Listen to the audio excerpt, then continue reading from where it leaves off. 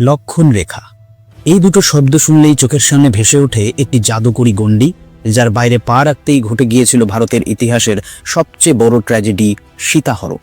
ছোটবেলা থেকে আমরা প্রত্যেকে এই গল্প শুনে বড় হয়েছি।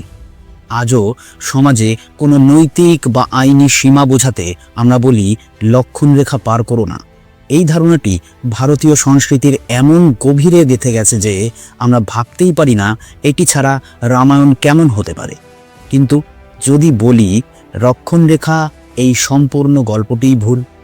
যদি বলি মহাকাব্যের প্রাচীনতম উৎস মহর্ষি বাল্মীকি রচিত আদি রামায়ণে লক্ষণ রেখা বলে কিছুই ছিল না। নমস্কার, আপনাদের সঙ্গে আমি সৌরভ। পুরাতনের বিশেষ আয়োজনে আজ আমরা সেই গভীর সত্যের সন্ধান করব।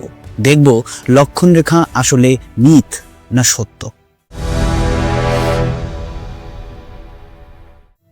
লক্ষণের এই শক্তিশালী রেখাটি কিভাবে রামায়ণের মূল আখ্যানে এলো, আর কেনই বা পরবর্তীকালের কবিরা এই গল্পটি যোগ করতে বাধ্য হলেন?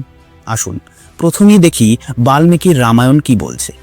লক্ষণ রেখা নেই এই কথাটি যখন আমরা বলি, তখন রামায়ণের সেই কেন্দ্রীয় দৃশ্যটি নতুন করে বুঝতে হয়।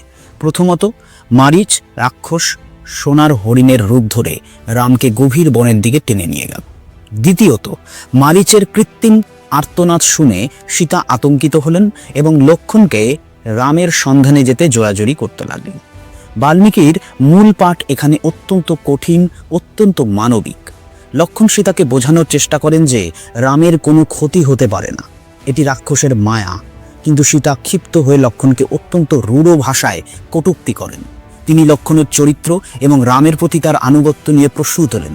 সীতা বলেন, সৎ ভাইরা কখনো আপন হতে পারে না। ভরত যেমন রাজ্য নিয়েছে, তেমনি তুমি আমাকে পাওয়ার আশায় রামকে অবহেলা করছো। সীতার এই তীব্র কটু বাক্য শুনে লক্ষণ গভীরভাবে ব্যথিত হন এবং সীতাকে একা ফেলে যেতে বাধ্য হন। লক্ষণের প্রতি সীতার এই কটুবাক্য কৃত্তিবাস ওঝাও বাদ দিতে পারেননি। দেখুন কৃত্তিবাস ওঝা কি বলছেন। বৈমাত্রেয় ভাই কভুর নহে তো আপন, আমা প্রতি লক্ষণ তোমার বুঝি মন। ভরত লইল রাজ্য তুমি লবে নারী, ভরতের সনে তব আছে ভারী ভুরি। মনের বাসনা কি সাধিবে এই বেলা, আমার আশাতে কি রামেরে করো হেলা। এইবার এইখানে মন দিয়ে শুনুন। সীতার এই আশাতীত কটুবাক্য শুনে লক্ষণের ভক্তিময় মনে প্রচণ্ড আঘাত লাগে। তিনি সীতামাতার কাছ থেকে এরকম চরিত্রহীনতার কথা কোনো দিনই আশা করতে পারেনি। বাল্মীকির মূল রামায়ণ অনুযায়ী এই চরিত্রহীনতার অভিযোগ শুনে বাধ্য হয়ে লক্ষণ কুটির ত্যাগ করার আগে বনদেবতা ও দিকপালদের কাছে সীতাকে রক্ষা করার জন্য শুধুমাত্র প্রার্থনা জানান। লক্ষণ কোনো রেখা টেনে যাননি। লক্ষণ চলে যাওয়ার ঠিক পরেই রাবণ সন্ন্যাসীর বেশে কুটিরের সামনে এলেন। যেহেতু কোনো রেখা ছিল না, রাবণকে কোনো জাদুকরী বাধা পেরোতে হয়নি। সীতা তাকে অতিথি হিসেবে আতিথেয়তা করার জন্য আমন্ত্রণ জানান। এরপরেই মূল রামায়ণে রাবণ সরাসরি তার স্বরূপ ধারণ করে সীতাকে বলপূর্বক হরণ করেন। রাবণ তার এক হাতে সীতার চুলের বেনি এবং অন্য হাতে তার উরু ধরে তাকে তুলে নেন। অর্থাৎ বাল্মীকির মূল রামায়ণ অনুসারে রাবণ সীতাকে স্পর্শ করেছিলেন। শুধু তাই নয়, কৃত্তিবাসও রাবণের সীতাকে স্পর্শ করার ঘটনা উল্লেখ করেছেন 603 নম্বর শ্লোকে। ধরিয়া সীতার হাত লইল তড়িৎ, জানকী বলেন হায় একই বিপরীত। এই যে বলপূর্বক ও স্পর্শজনিত অপহরণ, এটাই পরবর্তীকালের ভক্তিমূলক কবিদের জন্য সমস্যা তৈরি করেছিল। প্রচলিত বিশ্বাস ছিল যে রাবণ যদি কোনো নারীকে তার ইচ্ছার বিরুদ্ধে স্পর্শ করেন, তবে তার মাথা শতধা চূর্ণ হবে। তাহলে রাবণ কিভাবে সীতাকে স্পর্শ করলেন? টিকাকাররা তখন এর একটা ব্যাখ্যা বের করলেন। সীতা তখন অত্যন্ত অসহায় অবস্থায় ছিলেন বলে তাই রাবণ স্পর্শের ক্ষমতা তৈরি হয়েছিল। সীতা নিজেও পরে রামকে বলেছিলেন, যখন আমি অসহায় ছিলাম তখন রাবণ দ্বারা আমি স্পর্শিত হয়েছিলাম। কিন্তু ভক্তিমূলক সাহিত্যের জন্য এই ব্যাখ্যা যথেষ্ট ছিল না। তারা এমন একটি গল্প চাইল যেখানে লক্ষণের মহত্ব অক্ষুণ্ণ থাকে এবং সীতার অপহরণ কেবল রাবণের বল প্রয়োগের ফল হিসেবে না দেখিয়ে সীতার একটি নৈতিক ত্রুটি হিসেবে দেখানো যায়। আর ঠিক এই ধর্মতাত্ত্বিক ও আখ্যানমূলক শূন্যতা পূরণ করতেই জন্ম নেয় লক্ষণ রেখা। এখন প্রশ্ন হলো, যদি বাল্মীকি এই রেখা বা গণ্ডির উল্লেখ না করে থাকেন, তাহলে লক্ষণের এই গণ্ডি বা রেখা টানার গল্প যুক্ত হলো কোথা থেকে?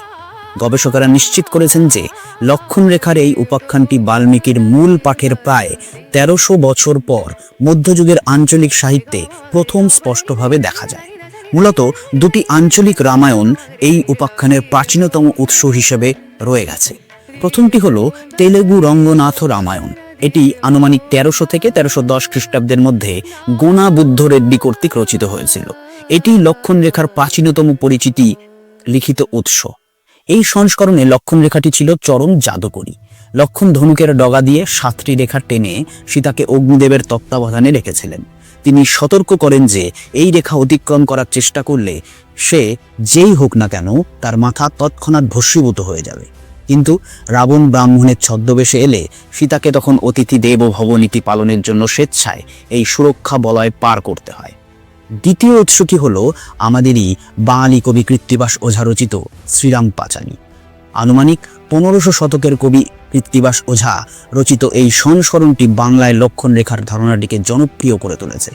কৃত্তিবাসী রামায়ণে অরণ্যকাণ্ডের রাবণ কর্তৃক সীতাহরণ অংশের 572 নম্বর শ্লোকে রয়েছে, গণ্ডি দিয়া বেরিলেন লক্ষণ সে ঘর, প্রবেশ না করে কেহ ঘরের ভিতর।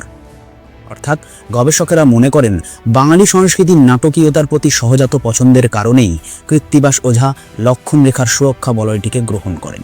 তাছাড়া পরবর্তীকালের কবিরা চেয়েছিলেন এই লক্ষণ রেখার মধ্য দিয়ে সমাজে একটি নীতিশিক্ষা দিয়ে যাবেন।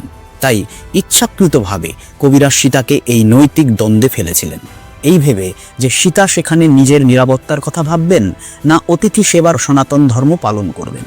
আর এই ধারণাই মূল রামায়ণকে পেরিয়ে আজও আমাদের সমাজে প্রাসঙ্গিক হয়ে আছে। তাই তো আজও আইনি ব্যবস্থা বা ভারতের সাংবিধানিক বিতর্কে বিচার ক্ষমতার পৃথকীকরণকে বোঝাতে প্রায়শই এই লক্ষণ রেখার রূপকটিকে ব্যবহার করা হয়।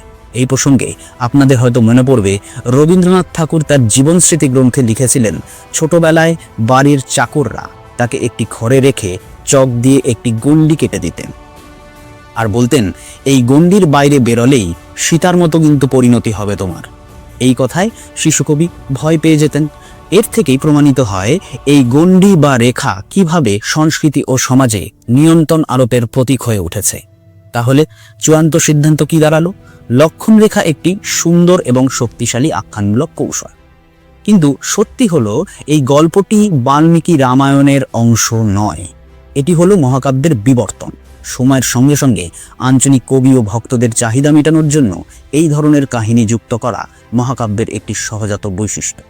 লক্ষণ রেখা আমাদের মনে করিয়ে দেয় মহাকাব্যগুলি স্থির নয়, এগুলি জীবন্ত বহমান। এগুলি যুগে যুগে অঞ্চলে অঞ্চলে প্রবর্তিত হয়েছে, নতুন নৈতিকতা ও নতুন নাটকীয়তার জন্ম দিয়েছে। এই হলো লক্ষণ রেখার মিথ ও সত্যের আসল স্বরূপ। মূল রামায়ণের এই সত্য যদি আপনার মনে নতুন আলো ফেলে থাকে তবে ভিডিওটি লাইক করুন। এমন আরও গবেষণামূলক কন্টেন্টের জন্য চ্যানেলটিকে সাবস্ক্রাইব করুন আর কমেন্ট বক্সে জানান বাল্মীকি রামায়ণের কোন চরিত্রটি আপনার সবচেয়ে মানবিক এবং বাস্তব বলে মনে হয়। দেখা হচ্ছে পরের পর্বে। নমস্কার।